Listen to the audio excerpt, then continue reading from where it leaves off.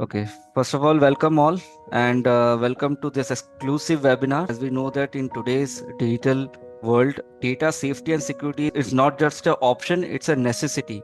So in this webinar, we will understand how Busy will safeguard your accounting data. So we'll understand each and every features in Busy, which is related to the data security, and will understand practically how these features will be beneficial for the users as well as the operators to safeguard their data.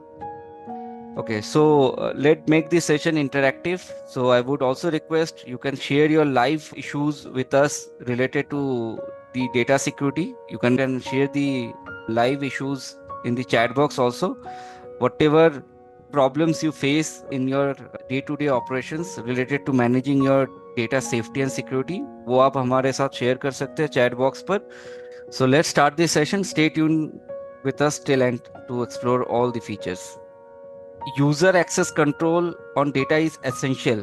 So we'll understand why user access control is essential to safeguard our data. Okay. So why user access control on data is essential? We'll understand कि किस लिए हमें जो है अपने counting data को user control के basis पर हम डेटा को सेफ और सिक्योर करके रख सकते हैं, क्यों ये यूजर कंट्रोल फीचर्स एसेंशियल होता है डेटा सेफ्टी और सिक्योरिटी के लिए. सबसे पहले तो सिक्योर डेटा एक्सेस. अगर आप चाहते हो कि यूजर वाइज अपना डेटा एक्सेस शेयर करना चाहते हो, कि एक पर्टिकुलर यूजर को आप स्पेसिफिक डेटा दिखाना चाहते हो, so this will keep your data safe and secure. Okay. Secondly, role based control. So role based control से क्या होता है कि हम यूजर पे रेस्ट्रिक्शन सेट कर सकते हैं, यूजर राइट्स हम डिफाइन कर सकते हैं कि किसको हम क्या किस लेवल तक राइट देना चाहते हैं, क्या वो एंट्री को मॉडिफाई कर पाएगा, क्या वो डिलीट कर पाएगा. तो रोल बेस्ड कंट्रोल हम सेट कर सकते हैं. Prevent error and frauds. अगर हम चाहते हैं कि यूजर्स लेजर के बैलेंसेस को चेंजेस ना कर पाए, मास्टर्स के इंफॉर्मेशंस को जो चेंजेस ना कर पाए, कोई फ्रॉड ना हो पाए मेरे डेटा के साथ, तो इसलिए हम user level access control features को यूज कर सकते हैं, जिससे हम प्रिवेंट कर सकते हैं एरर और फ्रॉड. इंश्योर अकाउंटेबिलिटीज, जिससे कि हम प्रॉपर अकाउंटेबिलिटी को इंश्योर कर पाए कि यूजर्स प्रॉपर तरीके से अपने ही राइट्स के रिलेटेड डेटा को एक्सेस कर पाए, ना कि सारे डेटा उसमें मेरे फिनेंशियल डेटा भी हो सकते हैं, मेरे ऑडिट के डेटा भी हो सकते हैं. तो मैं स्पेसिफिकली देना चाहता हूँ यूजर्स को कुछ स्पेसिफिक राइट्स, ताकि वो स्पेसिफिक रिपोर्ट्स ही व्यू कर पाए, जिससे कि मैं अपने अकाउंटेबिलिटी को इंश्योर कर पाऊँ और यूजर्स के अकाउंटेबिलिटी को भी इंश्योर कर पाऊँ, ताकि यूजर को जितना मैं रोल देना चाहता हूँ, जितना कंट्रोल देना चाहता हूँ, उतने कंट्रोल पे यूजर्स जो है अपने वर्क कर पाए और उससे मैं एक प्रॉपर आउटपुट ले पाऊँ. And the last but not the list, that is the protect business informations. Data में अकाउंटिंग इंफॉर्मेशन भी हो सकती है, पर्सनल कुछ डेटा भी रह सकते हैं, फाइनेंशियल इंफॉर्मेशन भी रह सकते हैं. तो हम इसको सेफ गार्ड कर सकते हैं यूजर कंट्रोल के थ्रू, यूजर एक्सेस कंट्रोल के थ्रू, ताकि उनको हम लिमिटेड डेटा ही एक्सेस दे पाए, हमारे डेटा के ऊपर लिमिटेड एक्सेस उनको मिल पाए. बिजनेस रिलेटेड जो वाइटल इंफॉर्मेशन है उसको हम जो है हाइड करके रख पाए यूजर लेवल पर.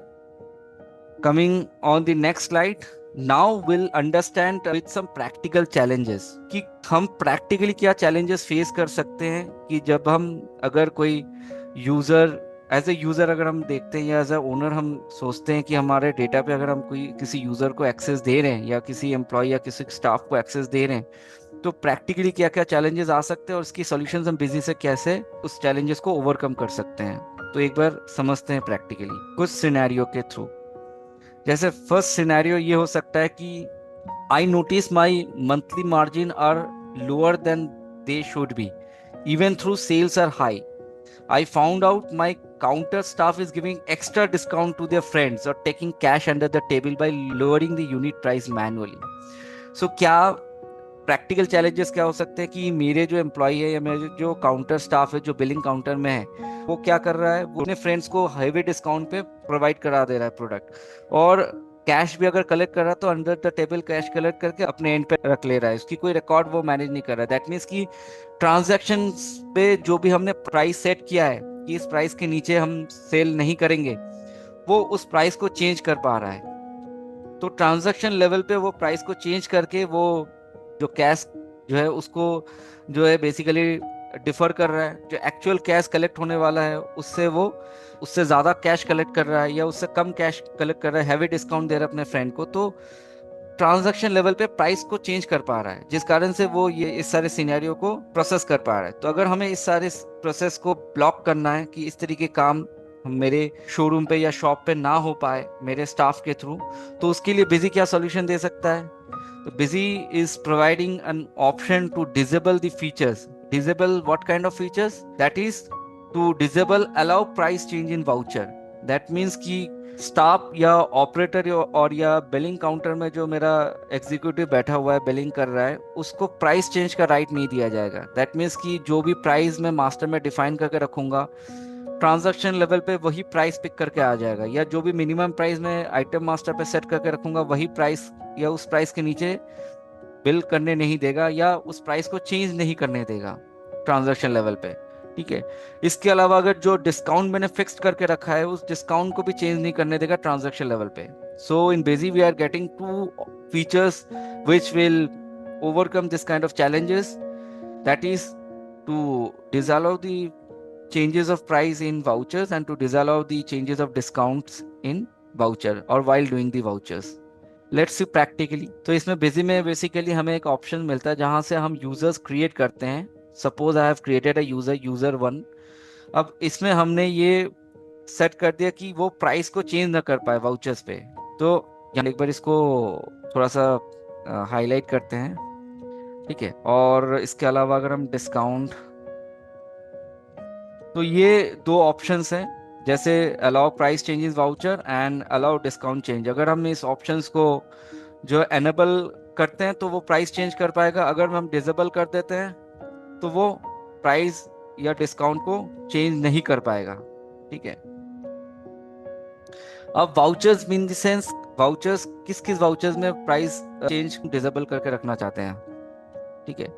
तो यहाँ पर हमें ऑप्शन मिलेगा, अगर हम सेल्स में चाहते हैं तो हम सेल्स में एनेबल कर सकते हैं। I can enable in sales that nobody और this user can't change price in the sale voucher while doing the sale vouchers. Similar way में अगर हम डिस्काउंट चेंज को भी डिसअलाउ करना चाहते हैं in the sale transaction, I can use this option. Okay. और once we save this, now अगर मैं इस यूजर से लॉग इन करता हूँ, सो सेल्स पे जब हम ट्रांजैक्शन करेंगे यूजर वन से, तो जैसे हम इसमें प्राइस, हम देखिए इंस्टेंटली हमें प्राइस चेंज करने की ऑप्शन नहीं दे रहा है। You don't have the permission to change the price of the item. तो इस तरीके से हम रेस्ट्रिक्शन सेट कर सकते हैं यूजर लेवल पे कि वो प्राइस या डिस्काउंट को भी हमें चेंज नहीं करने देगा। ठीक है। हमारे पास राइट नहीं है या उस यूजर के पास राइट नहीं है तो वो प्राइस या डिस्काउंट को चेंज नहीं करने देगा। तो दोबारा हम एडमिन यूजर पे आ जाते हैं। तो इस तरीके से हम अगर रेस्ट्रिक्शन सेट करना चाहते हैं तो हम यूजर लेवल पे रेस्ट्रिक्शन सेट कर सकते हैं कि if I need to set a restriction that I don't want to allow this user to change the price in voucher, then I will disable this feature. Coming on the next challenges, that is a practical challenges also, कि my warehouse manager is modifying the material issue voucher after the good has been dispatched. That means already material issue करके मैंने goods जो है dispatch कर दिया, material issue entry मैंने किया है और मेरा warehouse manager उसको modify करना चाह रहा है। dispatch हो गया, already issue entry हो गया, तो warehouse manager उसको modify करना चाह रहा है दोबारा उस entry को।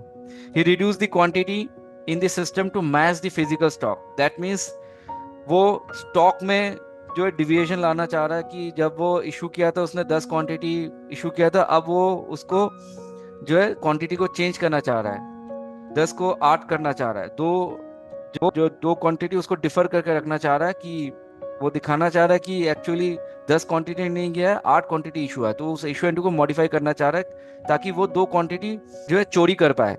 Making the record appear perfectly correct on paper. और वो ये भी मेक श्योर करता है कि वो ऑन पेपर वो जो है 10 क्वांटिटी दिखे।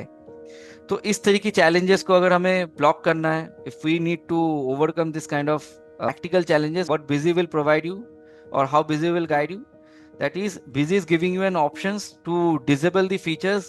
What kind of features? Voucher modification and voucher deletions. That means this user will not be given a right to modify the transactions, modify the issue transaction or delete the issue transaction. Any kind of modification will be restrict for this user will be operating the software.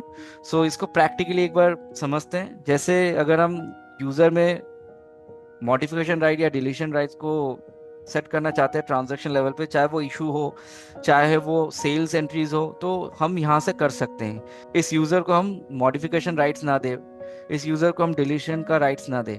तो इससे क्या होगा, जैसे इस user में हमने cell पे modify right और डिलीट राइट हाइड कर दिया है मेनू. अब अगर मैं इस यूजर से अगर व्यू करना चाहूँ, तो सेल्स में हमें जब मैं एंटर करता हूँ तो यहाँ पर जैसे मैं मॉडिफाई में जाऊंगा तो इसको सेव करूंगा, तो you don't have the right to modify the voucher बता देगा उस यूजर को. वो चाहे तो इसको डिलीट भी नहीं कर पाएगा, डिलीट करने जाएगा तो भी डिलीट नहीं करने देगा. तो any kind of modification will get restricted for that particular user if you set a menu restrictions for that user. Okay. So coming on the next practical challenges, that is an employee who was about to be fired intentionally changed the credit limit of a risky customer from 50,000 to 5 lakh. So before I knew it, the customer took a huge stock on credit and disappeared. That means कि employee ने क्या क्या जो already हमने उस employee को fire कर दिया, लेकिन वो employee जाने से पहले मेरे सिस्टम पे मेरे सॉफ्टवेयर पर एक ऐसा कस्टमर है, रिस्की कस्टमर है, जो ज्यादातर पेमेंट करता नहीं है, बहुत मतलब पेमेंट में डिले करता है, उसका क्रेडिट लिमिट बढ़ा दिया ताकि जो बिलिंग काउंटर में जो बिल कर रहा है उस कस्टमर को लेकर के उसको उसने बहुत ज्यादा लिमिट पे उसको स्टॉक दे दिया या बहुत ज्यादा लिमिट में उसको बिल कर दिया, और वो ह्यूज स्टॉक लेके वो कस्टमर डिसअपीयर भी हो गया. तो वो मेरे लिए बिजनेस लॉस हो गया, क्योंकि जो एक्चुअल क्रेडिट लिमिट था उस कस्टमर को तो 50,000 था, और ये जो फायर्ड एम्प्लॉयड है जिसको हमने अपने ऑफिस से निकाल दिया, उसने क्या किया, वो ऑफिस से जाने से पहले मेरे सॉफ्टवेयर में उस पार्टी का क्रेडिट लिमिट बढ़ा दिया ताकि जो अगला वाला बिलिंग करेगा उस पार्टी से उसको पता ना चले, और वो आगे बिल करते वक्त जो है उसको ज्यादा स्टॉक का बिल कर दे या ज्यादा अमाउंट का बिल कर दे और वो ह्यूज स्टॉक लेके डिसअपीयर हो जाए. तो वो मेरे लिए लॉस है एक तरीके से. तो इस तरीके चैलेंजेस या इस तरीके इश्यूज को हम प्रैक्टिकली कैसे हैंडल कर सकते हैं और बिजी इसमें क्या सॉल्यूशन दे सकता है. तो इसके लिए बेसिकली बिजी में एक फीचर दिया गया है कि disable the feature call master modifications. तो ये भी आप जहां से यूजर्स के राइट सेट करते हैं, यहाँ पर यूजर्स पे आ जाते हैं, और जिस यूजर पे आप ये रेस्ट्रिक्शन सेट करना चाहते हैं उस यूजर को आप सिलेक्ट करें, एंड देन जैसे आप ट्रांजैक्शंस पे मॉडिफिकेशन राइट को जो है हटा रहे हैं, वैसे ही एडमिनिस्ट्रेशन के अंदर मास्टर जो मेंटेनेंस है उसके अंदर आपको, अगर आपको लगता है कि अकाउंट्स जहां से हम पार्टी क्रिएट करते हैं अकाउंट्स के अंदर हम उसका मॉडिफिकेशन राइट हटा दें, तो वो क्रेडिट लिमिट मॉडिफाई नहीं कर पाएगा. ठीक है, सपोज हमने इस कस्टमर को जो है क्रेडिट लिमिट सेट करके रखा था 50,000. अब जिस यूजर को मैं मॉडिफिकेशन राइट हटा दिया उस यूजर से एक बार मैं लॉगिन करता हूं. अब उस यूजर ने उसी कस्टमर को मॉडिफाई करने गया जो कि रिस्की कस्टमर है, और उसको 50,000 की जगह उसको 5 लाख करने गया और आगे इसको सेव करने गया. तो ये राइट नहीं देगा उसको कस्टमर की डेटा को चेंज करने के लिए, ठीक है, या उस डेटा को चेंज करके सेव करने के राइट नहीं देगा बिजी. तो ये एक रेस्ट्रिक्शंस हम बिजी में सेट कर सकते हैं जिससे हम फ्रॉड या एरर से बच सकते हैं. नेक्स्ट प्रैक्टिकल चैलेंजेस पे आ जाते हैं. Staff stole cash after closing and created fake backdated entries to make the books match. My verified past record were manipulated to hide total frauds. That means कि मेरा एक स्टाफ है जिसने कि backdate entries में एक डमी और या एक फ्रॉड या एक फेक कैश ट्रांजैक्शन कर दिया. जैसे आज सपोज 16 है, उसने 15 को 16 में मेरा ऑडिट कंप्लीट हो गया था, मेरा डेटा अकाउंट्स फाइनल हो गया था. 15 को बैकडेट एंट्रीज में उसने कैश ट्रांजैक्शन पोस्ट कर दिया और उसको उसने मैनिपुलेट करके वो डेटा को हाइड भी कर दिया, ठीक है, ट्रांजैक्शन को. तो उसने बैकडेट एंट्रीज में एक जो है फ्रॉड ट्रांजैक्शन रिकॉर्ड कर लिया कैश के रिलेटेड, और वो कैश देके चला गया. तो इस तरह की चैलेंजेस को हम कैसे रिजॉल्व कर सकते हैं बिजी के थ्रू. तो बिजी में एक ऑप्शन दिया गया restrict back dated entries. That means कि आप बिजी से आप बैक डेटेड एंट्रीज को रेस्ट्रिक्ट कर सकते हैं। Means it will not allow any user to do transactions on back date. That means suppose today is 16th and it will not allow to do transactions on 15th January date. Okay, so let's see the features in Busy. Suppose let me open with super user first. Now आप इस user पे आप ये right set करना चाहते हैं कि ये बैक डेट में एंट्रीज ना कर पाए, तो आपने इसको रेस्ट्रिक्ट बैक डेट एंट्रीज को एनेबल कर दिया। तो late me highlight this. So यहाँ पर रेस्ट्रिक्ट बैकडेट एंट्रीज में हम एनेबल करते हैं तो यहाँ पर 3 डॉट का सिंबल मिलेगा, जिस पे हम क्लिक करके यहाँ से हम सेट कर सकते हैं। हम लास्ट वाउचर डेट के बेसिस पे बैकडेट एंट्रीज को रेस्ट्रिक्ट करना चाहते हैं। लास्ट वाउचर डेट मतलब लास्ट हमने 15th को वाउचर एंट्री पोस्ट किया था, या हम सिस्टम डेट के बेसिस पे, सिस्टम डेट आज है 16th जनवरी, तो हम सिस्टम डेट के बेसिस पे भी बैकडेट एंट्रीज को रेस्ट्रिक्ट कर सकते हैं। तो अगर आप बैक डेट में जो भी आपका फाइनेंशियल ईयर रहेगा उसके बेसिस पे अगर आप रेस्ट्रिक्ट सेट करते हैं तो आपको डेट एंट्रीज करने नहीं देगा। नेक्स्ट सिनेरियो में आ जाते हैं। Coming on the next challenges, that is my accountant modified an old purchase voucher to increase the expenses amount. Since the voucher number stays the same, I didn't notice until the audit. That means कि मेरा accountant ने purchase voucher की value को increase कर दिया, but उसका voucher number वही है, तो मैंने नोटिस नहीं किया। जब ऑडिट हुआ तब मुझे नोटिस में आया कि इसने तो मेरा परचेज वाउचर का अमाउंट ज्यादा कर दिया, बढ़ा दिया है। So how could I take actions against this, और how could I restrict this kind of challenges in Busy? You can get a better solution. Okay, so I hope कि आप लोगों को भी ये इस तरह की प्रैक्टिकल चैलेंजेस आते होंगे। सो इसी प्रैक्टिकल चैलेंजेस के बेसिस पे हम लोग आज ये सेशंस पे इसको एक्सप्लोर कर रहे हैं कि प्रैक्टिकली इस टाइप के चैलेंजेस आते हैं और बिजी इस प्रैक्टिकल चैलेंजेस को कैसे फेस करता है, कैसे हैंडल कर सकता है, कैसे आपको सोल्यूशन दे सकता है, वही हम लोग आज इस सेशन पे समझ रहे हैं।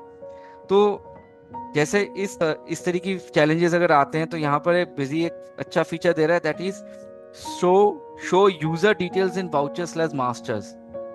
तो इससे क्या होगा, बेसिकली आपको ये पता चल जाएगा कि किस यूजर ने उस ट्रांजैक्शंस पर कब मॉडिफिकेशन किया है। तो एक बार प्रैक्टिकली समझते हैं। You can get this options from administration configure features and options. Under general tab you will find this option show user detail in vouchers and masters. If you enable this you save this. Okay, now से हम suppose purchase में आ रहे हैं इस user पे, और हमने कोई परचेज एंट्री, जैसे ये परचेज एंट्री पहले से एंट्री था, इस एंट्री में इस यूजर ने अमाउंट को चेंज कर दिया, ज्यादा कर दिया।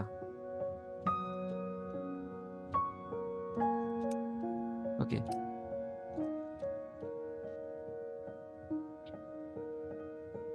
तो ये इसने चेंज कर दिया। अगर हम अभी देखना चाहें तो इसको इंस्टेंटली चेक कर सकते हैं। यहाँ पर भी ऑप्शन है create bye busy modify by user 1 लिखा हुआ है। इसको अगर हम डबल क्लिक करेंगे तो यहाँ से भी हमें शो कर जाएगा audit trail report related, that from this computer this entry was created by busy user but this user 1 has modified this entry. Original voucher number was 590 but final voucher number has come around 600. That means this user 1 has changed the voucher number. सो एक complete detail आपको मिल जाएगा। Particularly अगर आप इसको देखेंगे तो इससे आपको क्लियरिटी आ जाएगी कि उस यूजर ने आपके डेटा में क्या मॉडिफिकेशन किया है।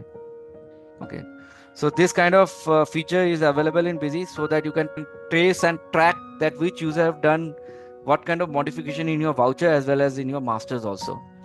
Coming on the next challenges, that is I found out an employee was logging into the office server from his laptop at 11 p.m. on a Sunday.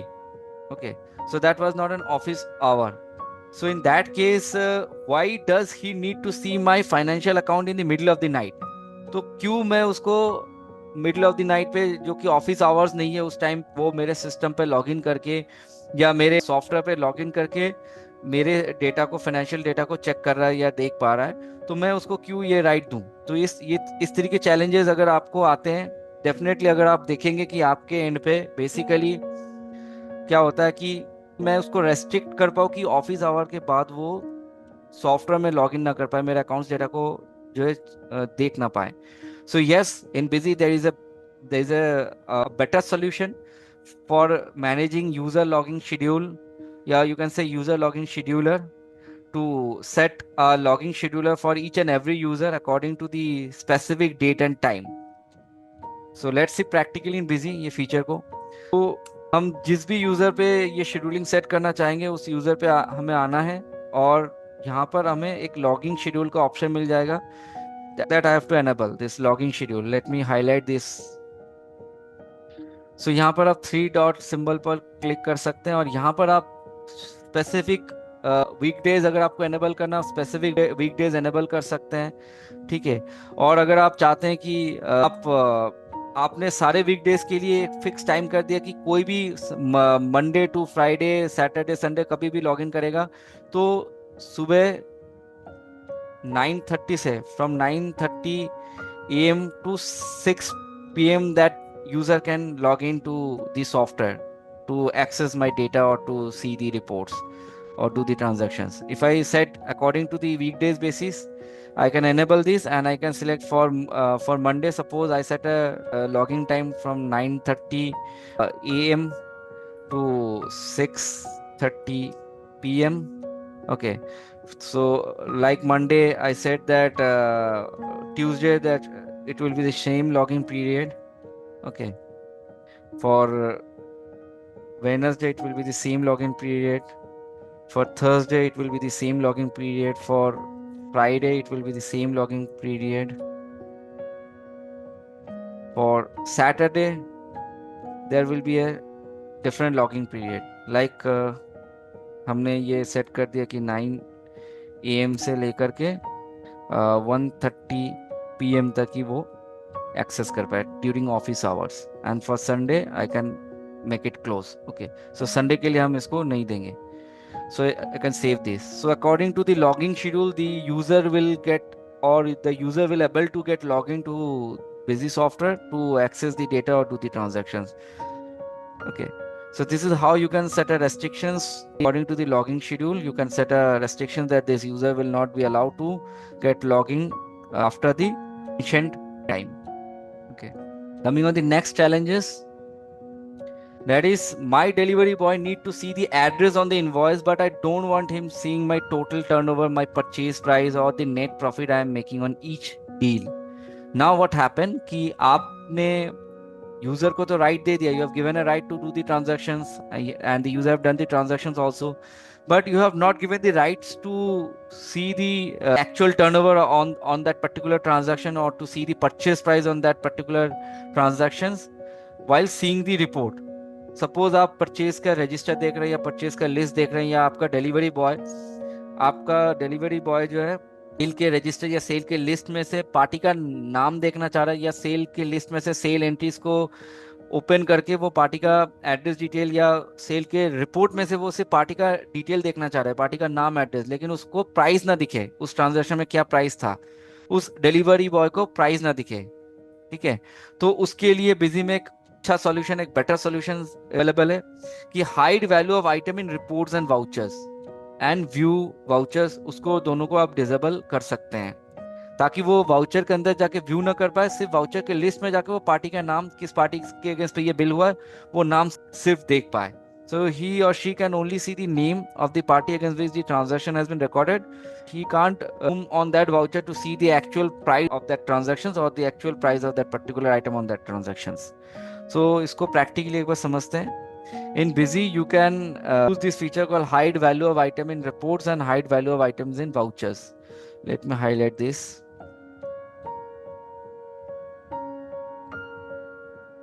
So these two options you can use to set a restriction that this user, once the user going to see the sales report or the sale register or the sale list or the purchase list, the user can only see the party name, the voucher number, the date. The user can't see the value or can't see the price. Okay. So if you save this, now if you log in with that user,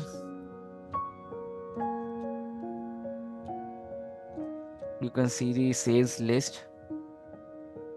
So here you can see that the price column is not showing. Okay. सो आपको यहाँ पर show value of item in sales ये आपको दिखाई नहीं रहा है, यहाँ पर ऑप्शंस ही नहीं है, यू कांट सी। एंड भी जैसे आप इशू भी आप कर रहे हो, इशू एंट्रीज भी आपने किया है, फॉर एग्जांपल आप इशू किए हो किसी ट्रांजैक्शंस को, तो यहाँ पर भी आपको कोई भी ट्रांजैक्शन में आपको प्राइस का कॉलम नहीं दिखेगा रिपोर्ट में, ठीक है। और अगर आप हाइड करना चाहते हैं ट्रांजैक्शन लेवल पे भी, आप प्राइस को हाइड करना चाहते हैं, सुपर यूजर से दोबारा इसको कनेक्ट करता हूँ।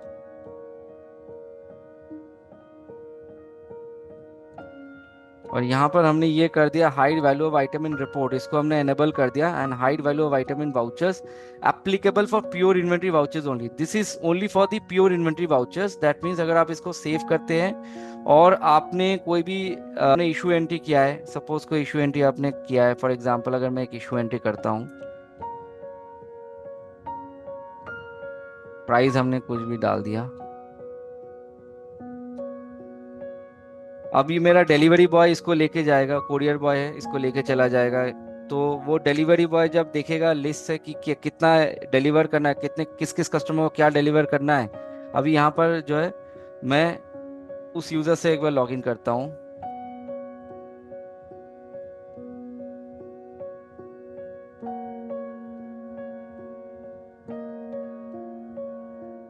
तो ये यहाँ पर देख सकते हैं प्राइस के कॉलम ही नहीं दिख रहे हैं, आइटम्स के नाम आ रहे, क्वांटिटी के नाम आ रहे, यहाँ पर आपको प्राइस के कॉलम नहीं दिखेंगे। So this feature is provided in case of anybody is using the pure inventory voucher like material issue to party, material received from party, stock transfer, stock journal.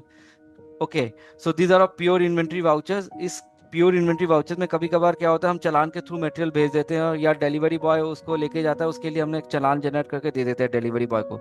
Delivery boy का सिर्फ यही काम रहता है कि that delivery boy should get to see the party name or the billing address where or the shipping address where the material is to be delivered, but the delivery boy should not see the price. अब ये price hide है, अगर मैं main user से login करूंगा तो यहाँ पर प्राइस के कॉलम भी आ जाएंगे एंटी लेवल पे। तो एंटी पे भी अगर हम व्यू कर रहे हैं, एक तो रिपोर्ट में मेरा प्राइस का कॉलम नहीं दिख रहा है, जब मैं इसको एंटर करके इसके अंदर जूम कर रहा हूँ, फिर move on to the issue entry in detail, then also I will not get the price column. Okay, so this kind of features is used in the pure inventory vouchers, and this refer this practical scenario that if a delivery boy need to see the only the address but don't want to see the details, what on which rate I have delivered the product to the party, किस rate में मैंने deliver किया, वो देखना मुझे दिखाना नहीं उस डिलीवरी बॉय को, तो हम ये फीचर को यूज कर सकते हैं। Coming on the next practical scenario, that is a sales person resign and joined my competitor. A week later I realized he had copied my entry, customer list and party wise sales history onto a pen drive before leaving. That means उसने मेरा data चोरी कर लिया, उसने resign करके मेरे competitor company में चला गया और मेरा कस्टमर लिस्ट, मेरा पार्टी वाइज सेल्स हिस्ट्री सब पेन ड्राइव में लेके चला गया। तो इस तरीके रेस्ट्रिक्शंस को हम, या इस तरीके चैलेंजेस को हम कैसे जो है ओवरकम कर सकते हैं, कैसे इस तरह की चीज़ों को हम रेस्ट्रिक्ट कर सकते हैं बिजी से। So in Busy we are giving a proper solution regarding this scenario, that is we are giving some features like binding data with specific hard disks, and allow export of report disable, allow data backup disable. That means busy में हमारे पास ये options है कि इस user को, suppose मैं जो main user से लॉगिन करता हूँ, सो स्पेसिफिकली इस यूजर को हम ये रेस्ट्रिक्ट सेट कर सकते हैं कि ये यूजर सिर्फ इसी कंप्यूटर पे ही काम कर पाए। मैं इसको, इस यूजर को इस कंप्यूटर का जो, या इस सिस्टम का जो हार्ड डिस्क नंबर, इसको क्लिक करूंगा तो यहाँ पर हार्ड डिस्क नंबर पिकअप हो जाएगा। अगर मैं मल्टीपल हार्ड डिस्क नंबर भी मेंशन करना चाहूँ तो मैं कोलोन यूज करके, हो सकता है मेरा 2 कंप्यूटर है तो 2 कंप्यूटर में ये यूजर काम कर पाएगा, लेकिन ये यूजर पेन ड्राइव में डेटा बैकअप लेके नहीं जा पाएगा, या कॉपी करके लेके नहीं जा पाएगा। उसको डेटा खोलना या डेटा में काम करना है तो मेरे ऑफिस में आके इसी सिस्टम से करना पड़ेगा, इसी हार्ड डिस्क के थ्रू ही करना पड़ेगा। So I can set a specific hard disk from where the data can be get open by this user, otherwise this user will not be allowed to copy the data in pen drive or to open the data in any system, any other system. This is one point. Second one is that is to disallow exporting of report. Allow exporting report. If you disallow this, it will not allow the user to export any report in Excel, Google Sheet. कोई भी report को export करने नहीं देगा, ठीक है। तो ये भी एक प्रोसेस है। या आपको अलाउ डेटा बैकअप, इसको भी आप डिसेबल कर सकते हैं, ठीक है। So coming on the next challenges, that is a junior clerk generate an e-way bill with the wrong vehicle number and an incorrect GSTN. By the time I noticed, the truck was already intercepted by GST officers and I had to pay a heavy penalty for clearing clerical error. So this is a genuine issue. What is the issue? That a clerk or an accountant has generated e-way bill, or my operator has generated e-way bill with a wrong vehicle number. So this create a problem in case of GST, that उसका मुझे heavy penalty लगा, vehicle जो है vehicle number wrong दिया गया था, इसका e-way bill wrongly generate हो गया। तो मुझे, तो अगर मुझे इस तरीके चैलेंजेस को हटाना है, रेस्ट्रिक्ट करना है, so how Busy will help you in this case? Busy will give you an option to restrict generation of e-way bill and invoicing for sub user. Sub user means user level पे आप restriction set कर सकते हैं कि किस user को आप restrict करना चाहते हैं कि ये ई-वे बिल इनवॉइसिंग जनरेट ना कर पाए, ठीक है। तो अगर आपको रेस्ट्रिक्ट करना है कि ये, यहाँ पर आप देख सकते हो ई-वे बिल इनवॉइसिंग। अगर आप ई-वे बिल इनवॉइसिंग ऑन करते हैं, फॉर एग्जांपल आपने ई-वे बिल और इनवॉइसिंग ऑन कर लिया,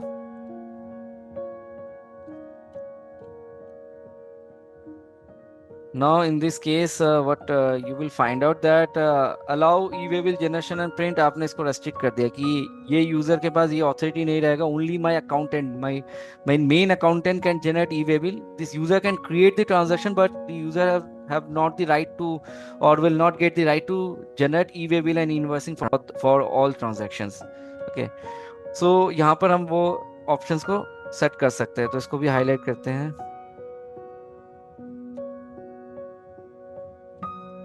So this e-way bill and e-invoicing can be restricted on user base. Okay.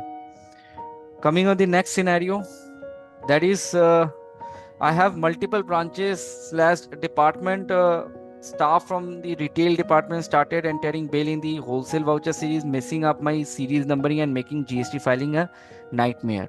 So this is also a genuine issue that अगर मेरे पास मेरे company के मतलब मेरे कंपनी में मल्टीपल ब्रांचेस है और मल्टीपल ब्रांचेस के मल्टीपल यूजर्स है और मैं ब्रांच वाइज अलग अलग सीरीज बना के रखा हूँ, और उसमें क्या होता है कि किसी स्टाफ ने या किसी दूसरे ब्रांच के यूजर ने, किसी ए ब्रांच के यूजर ने बी ब्रांच के सीरीज को लेकर के एंट्री कर दिया। बी ब्रांच का सीरीज का अलग नंबरिंग चलता है, वाउचर नंबरिंग अलग है, ए ब्रांच के सीरीज के अलग वाउचर नंबरिंग होते हैं। So two different branch having different series and having different voucher number, but problems arise when branch A user select the branch B series and do the transactions, so the numbering get mess up in that case. So how this kind of problems can be stopped through Busy? So in Busy there is a solution to tag voucher series group at user level. That means you can specify that this user will be only restricted to do transaction with this series group only. So आप यहाँ पर जो भी voucher series group create कर रहे हैं, यहाँ पर आप कॉन्फ़िगर में जो भी आपने वाउचर सीरीज ग्रुप क्रिएट कर लिया, आपने ब्रांच वाइज अलग अलग सीरीज क्रिएट कर लिया, जैसे मुंबई या बॉम्बे। सो Bombay is one of your branch and you are having a series like for in sales you are also creating a series called Bombay. सो यहाँ पर वाउचर सीरीज ग्रुप में आपने बॉम्बे के साथ आपने सेल्स बॉम्बे को टैग कर दिया, and you says that this user also belong to my Bombay branch, this user one. So this user will only get the right to do transaction with Bombay series only, or user will only get to see the reports according to the Bombay voucher series group. ठीक है, तो यहाँ पर आप उसको tag कर सकते हैं, रेस्ट्रिक्ट कर सकते हैं that this user can't be allowed to use other series, okay, to do transaction, or can't be allowed to see the other series data or reports, okay, or other series transactions in the reports. So इस वे में आप voucher series group tagging को भी set कर सकते हैं, ठीक है। Coming on the next challenges, that an angry staff member sent a payment reminder WhatsApp email to my most prestigious client using the software, using rude language that almost cost me the relationship. That means मेरा एक staff member मेरे से गुस्सा होके उसने क्या है, payment reminder एक ऐसे कस्टमर को भेज दिया या ऐसे क्लाइंट को भेज दिया जो मेरा जेन्युइन क्लाइंट है और जो मेरा प्रेस्टिजियस क्लाइंट है, जिसको भेजना नहीं होता है पेमेंट रिमाइंडर, जो टाइम टू टाइम पेमेंट कर देता है उसको पेमेंट रिमाइंडर भेज दिया। तो उसके कारण से मुझे जो है उस कस्टमर से जो है, या उसने जब रिमाइंडर भेजा तो उसने काफ़ी रूड लैंग्वेज यूज़ किया, जो मेरे उस कस्टमर के साथ मेरे रिलेशनशिप को भी जो है अफेक्ट कर रहा है। तो इस तरह की इश्यूज को हम कैसे टेकअप कर सकते हैं, कैसे हम इसको जो है स्टॉप कर सकते हैं, इस तरह की चैलेंजेस को या इस तरह की इश्यूज को कैसे हम स्टॉप कर सकते हैं। तो हम अलाउ ईमेल और अलाउ एसएमएस का ऑप्शंस को डिसेबल कर सकते हैं उस यूजर के लिए, कि उस यूजर के पास राइट ना रहे कि उसको वो ईमेल या एसएमएस कर पाए। तो basically if I set a restriction that this user will not be allowed to send email, SMS notifications, तो हम इसको डिसअलाउ कर सकते हैं। ठीक है, हम इसमें ये भी सेट कर सकते हैं कि ये जो है अगर प्रॉम्प्ट भी कर रहा है सेंड ऑफलाइन ईमेल नोटिफिकेशन, इसको भी हम उस यूज़र के लिए डिसेबल कर सकते हैं कि कोई प्रॉम्प्ट या कोई ईमेल की नोटिफिकेशन के प्रॉम्प्ट उसको ना आए। ठीक है, तो ये ऑप्शंस हम बेसिकली रेस्ट्रिक्ट कर सकते हैं। Allow always send email SMS notification in offline mode, इसको हम डिसेबल कर सकते हैं। ठीक है,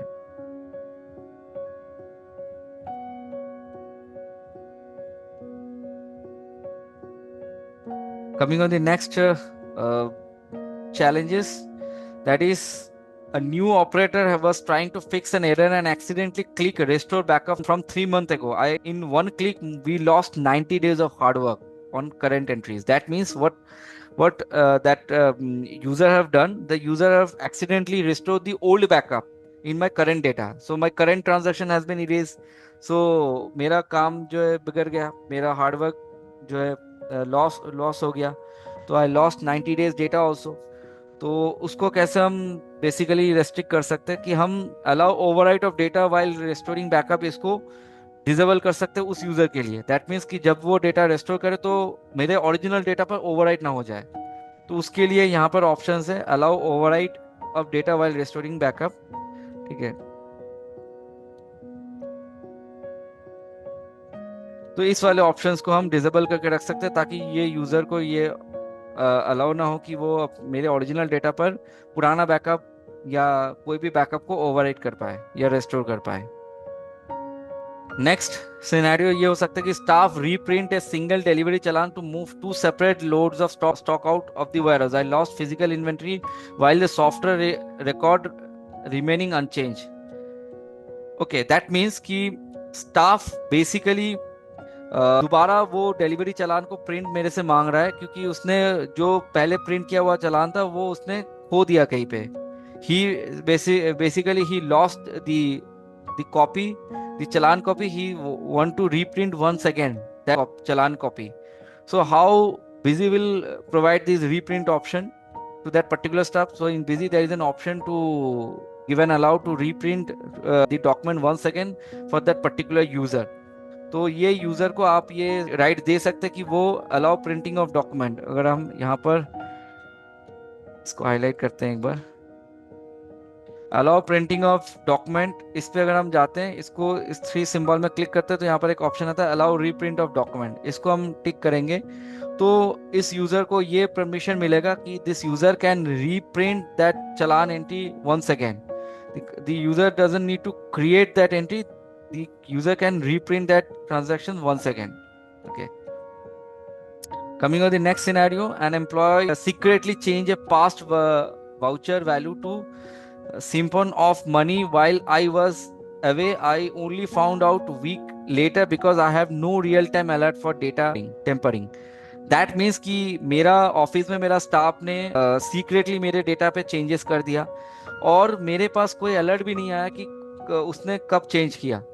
तो बहुत दिन बाद मुझे समझ में आया कि उसने मेरे डेटा में चेंज किया है। तो अगर मुझे रियल टाइम अलर्ट चाहिए, कभी भी कोई भी मेरे सिस्टम पर मेरे डेटा में कभी भी चेंज करता है, at any moment at any time, if anybody change data from my system, or do any kind of changes in my data, I should get an instant alert or notification in my mobile.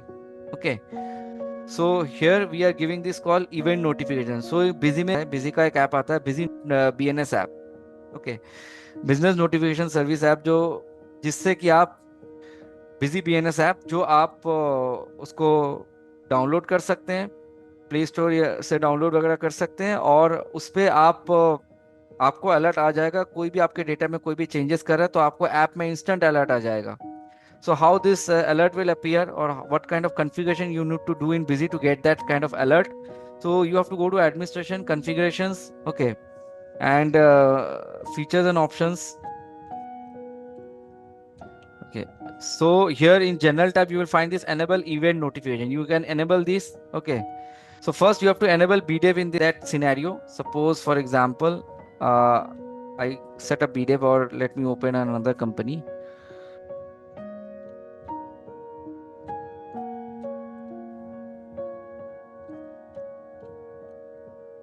So here what you will find कि आप जैसे ही general tab में आ रहे हैं, यहाँ पर आप event notifications को एनेबल कर सकते हैं. And if you click on this configure button, you can put the specific mobile number जहाँ पर आपको अलर्ट चाहिए, जिस मोबाइल नंबर पे. तो जब बीएनएस ऐप आप इंस्टॉल करेंगे, it will ask you to provide the register mobile number, and whatever mobile number you are putting over here, that number also need to be put on your BNS app while installing the BNS app in your phone. So against that mobile number, whatever changes that staff do on your data, like staff is logging every time staff is logging to your company. So once the staff get logged into your company, alert should come at your end, any user. So you can set a notification for all users. You can set a notification on the basis of modifying my master. Modifying my master in the sense, अगर कोई account को change कर रहा है, account master को change कर रहा है, कोई आइटम मास्टर को चेंज कर रहा है, तो उसका नोटिफिकेशन मुझे मिल जाए. ओके, इफ एनीबॉडी चेंज और डिलीट माय वाउचर और modify my voucher, in that case also, if anybody modify my sales voucher, instant notification or alert should come on my mobile phone. So this kind of event notification alert system you can configure in Busy, and that notification you can get in Busy BNS app. Okay, you can download the BNS app. That is a mobile app, and once you install the BNS app, you have to provide the mobile number during installing the BNS app.